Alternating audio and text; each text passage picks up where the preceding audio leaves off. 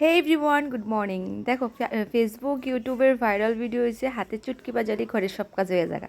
তো আমিও আজকে এটা ট্রাই করে নিলাম। চুটকি বাজাই প্রথমে বিছনা ঘুম থেকে ওঠার পরে বিছানাটা রেডি করে নিলাম। তারপর আয় পড়লাম ব্রাশ করতে। তো ব্রাশ টাশ করে নিতেছি। আর দেখো, কালকে রাতের থেকে অনবরত বৃষ্টি পড়তেছে। সকালবেলা ঘুম থেকে ওইটা দেখি বৃষ্টি কম নাই, সারাদিন বৃষ্টি পড়তেছে।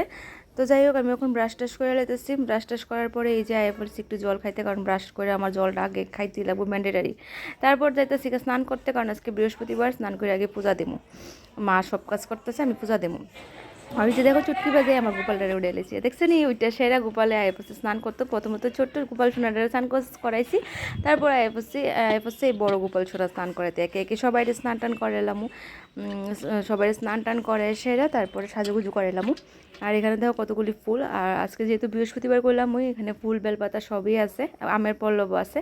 তো এবার সুন্দর করে সাজাইলাম ঠাকুরের আসনটা। তো ঠাকুরের আসনটা সাজানোর আগে আগে ঘরটা বয়ে লেতেছি, যেহেতু আগে ঘরটা বয়তে হবো, তো ঘরটা বয়ে লেতেছি। তো ঘরটর বোয়ানির পরে এবার সুন্দর করে আসনটারে সাজাইলাম। আর এই যে দেখো আমার আসনটা যে সাজাইছি কেমন লাগতেছে দেখতে, গোপাল সোনারা কেমন লাগতেছে দেখতে জানাইও। সবাই একদম সাজুগুজু করে স্নান টান করে বয়ে গেছে গা। আর আজকে যেহেতু বৃহস্পতিবার, তো আমি পাঁচালি পড়তেছি। তো আমার পূজা মোটামুটি কমপ্লিট হয়ে গেছে গা, পাঁচালিটা পড়লেই আমার পূজা শেষ।